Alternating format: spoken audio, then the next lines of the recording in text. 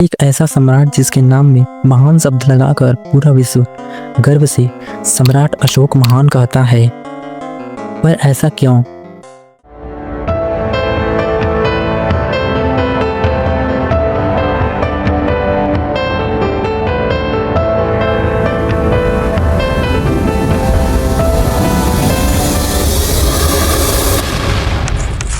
नमस्कार दोस्तों, स्वागत है आपका राइट टू इन्फॉर्मेशन में।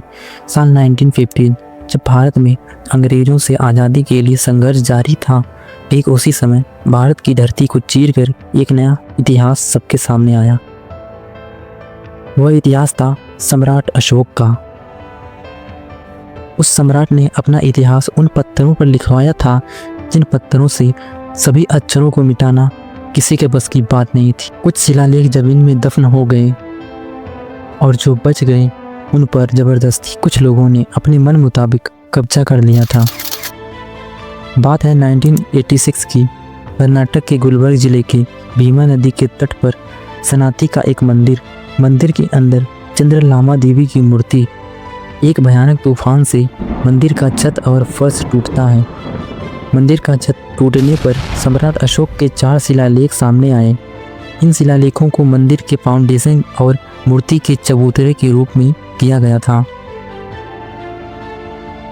जहां पर पूरा विश्व अपने ऐतिहासिक वस्तुओं को संजोकर म्यूजियम में रख रहा था, वहीं पर सम्राट अशोक के अनमोल शिलालेखों का प्रयोग मंदिर में मूर्ति के चबूतरे के रूप में किया जा रहा था। दोस्तों, आपको क्या लगता है, यह कोई इत्तेफाक था या फिर हमारे महान पूर्वजों के इतिहास के साथ किया जाने वाला षड्यंत्र? आप कमेंट करके जरूर बताना। दोस्तों, यह सब मंदिर तक ही सीमित नहीं रहा। मंदिर के बाहर भी बहुत से पुरातात्विक सबूत मिले और बुद्ध की खड़ी और बैठी हुई मूर्तियां भी मिली। सम्राट अशोक का जन्म आज से लगभग 2300 वर्ष पूर्व यानी कि 304 ईसा पूर्व हुआ था। जगह पाटलिपुत्र, जिसे आज हम पटना कह सकते हैं। उनके पिता बिंदुसार सम्राट चंद्रगुप्त के पुत्र थे। बिंदुसार अपने शासनकाल में ही राजपाट छोड़कर आजीवक बन गए थे। सम्राट अशोक के राज्याभिषेक के केवल 8 वर्ष बाद ही कलिंग का युद्ध हुआ। इस युद्ध में सम्राट अशोक ने विजय प्राप्त कर ली और लाखों लोग मारे गए। अब यहाँ पर सबसे बड़ा कन्फ्यूजन होता है। कुछ लोग मानते हैं कि कलिंग युद्ध में लाखों की मृत्यु होने के कारण सम्राट अशोक ने बौद्ध धर्म अपनाया, पर सच्चाई क्या है, चलिए समझते हैं। सम्राट अशोक के शिलालेखों पर रिसर्च और गहन अध्ययन करने वाले विभिन्न इतिहासकारों ने यह साफ तौर पर बताया कि सम्राट अशोक कलिंग युद्ध से लगभग 2 वर्ष पहले से ही बौद्ध धर्म से जुड़े हुए थे, जबकि इस युद्ध में बहुत ज़्यादा रक्तपात को देखकर उनका हृदय द्रवित हो गया और उन्होंने यह स्वीकार किया कि वे और उनकी आने वाली पीढ़ियां हिंसा और बल का प्रयोग करके राज्य विस्तार नहीं करेंगी, बल्कि धम्म और अहिंसा के मार्ग पर चलकर उनके कार्यों को आगे बढ़ाएंगी और विश्व में शांति स्थापित करेंगी। सम्राट अशोक अपने शिलालेखों पर लिखवाते हैं कि हर समय और हर जगह मुझे जनता की आवाज़ सुनने के लिए बुलाया जा सकता है। सर्वलोकहित ही मेरा कर्तव्य है, सर्वलोकहित से बढ़कर कोई कर्म नहीं। जहाँ राज्य में भोजन के लिए सैकड़ों पशु पक्षियों को मारा जाता था, उस पर रोक लगा दी। केवल 3 ही जीवों को मारने की इजाज़त थी। सम्राट अशोक ने पूरे विश्व को शाकाहार होने के लिए प्रेरित किया। जानवरों को पानी पीने के लिए जगह जगह तालाब बनवाए, पशु पक्षियों के लिए चिकित्सालय बनवाए। उनके राज्य में चिकित्सक और धम्म गुरुओं का बहुत ज़्यादा सम्मान था। मैगासिनीज की इंडिका में लिखा है कि मौर्य काल में विदेशियों की देखभाल के लिए एक समिति बनाई गई थी। यह समिति विदेशियों की रहने की व्यवस्था और उनके स्वास्थ्य की देखभाल और विदाई के समय सम्मान सहित सीमा तक पहुंचाने का कार्य करती थी। विश्व इतिहास की झलक में जवाहरलाल नेहरू ने प्राचीन भारत के इतिहास से स्वतंत्र शीर्षक लिखने के लिए सिर्फ 3 राजाओं को ही चुना है, जो कि सम्राट चंद्रगुप्त मौर्य, सम्राट अशोक और हर्षवर्धन हैं। इस समय बहुत से लोगों के मन में यह सवाल होता है कि सम्राट अशोक का नाम अशोक था या फिर अशोक। दोस्तों, सम्राट अशोक ने अपने शिलालेखों में उन्होंने जहाँ कहीं भी अपना नाम लिखवाया वहाँ पर उन्होंने अपना नाम अशोक लिखवाया, क्योंकि उस समय तालु श का उपयोग नहीं किया जाता था। उस समय केवल दंत स का प्रयोग होता था। अब कुछ लोग कहते हुए मिल जाएंगे कि सम्राट अशोक का नाम उस समय भी अशोक ही था, तो यह बात उन्हें खुद सोचनी चाहिए कि भारत का सबसे प्रतापी राजा, विश्व की 33% आबादी पर शासन करने वाला राजा अपना नाम गलत लिखवाएगा। कई शिलालेखों जैसे कि भरभूत, पिपरावा और मास्की के शिलालेखों पर उनका नाम अशोक मिल चुका है।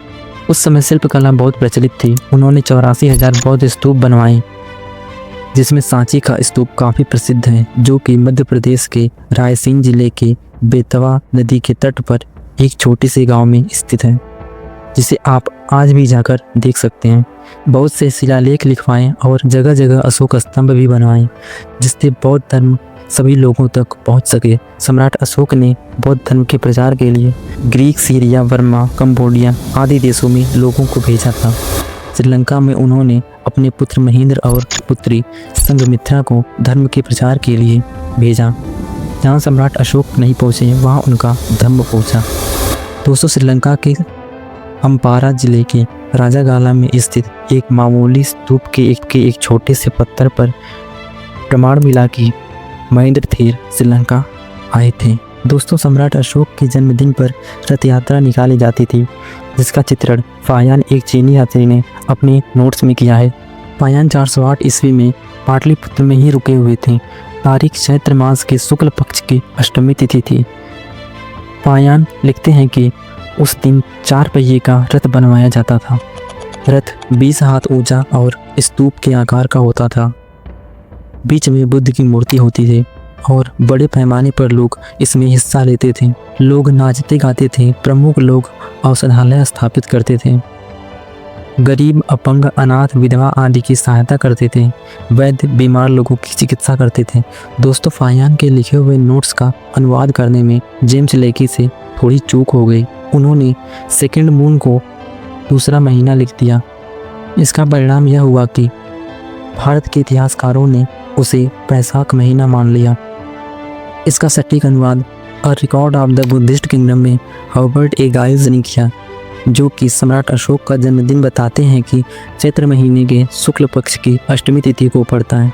स्ट्रेबो, जो कि एक ग्रीक भूगोलवेत्ता था, उसने अपने नोट्स में लिखा कि भारत में जन्मदिन मनाने की परंपरा मौर्य शासकों ने प्रारंभ की।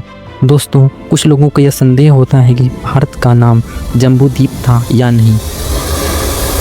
सच तो यह है कि सम्राट अशोक ने जहाँ कहीं भी शिलालेखों में भारत को लिखवाया वहाँ पर उन्होंने जम्बूद्वीप सी ही लिखवाया, जैसे कि रूपनाथ, सासाराम, बशहा, गुर्जरा, गवीमठ, मास्की, बैराट, ब्रह्मगिरी और सिद्धिपुर आदि शिलालेखों में भारत के लिए जम्बूद्वीप सी ही लिखा है। सम्राट अशोक का परिनिर्माण 232 ईसा पूर्व हुआ था। 52 लाख वर्ग किलोमीटर और पूरी दुनिया के 33% आबादी पर शासन करने वाले सम्राट, जिनके सिंह शीर्ष के चिन्ह को भारत का राज्य चिन्ह बनाया गया, जिनके धम्म चक्र को भारत के राष्ट्रध्वज के बीचों बीच स्थापित किया गया, जिनकी वजह से हमारा स्वर्णिम इतिहास जिंदा रहा और आज पूरी दुनिया उनके और उनके कार्यों के सामने अपना सिर झुकाकर नमन करती है। अखंड भारत के एक ऐसे सम्राट के बारे में एक कमेंट जरूर कीजिए। धन्यवाद।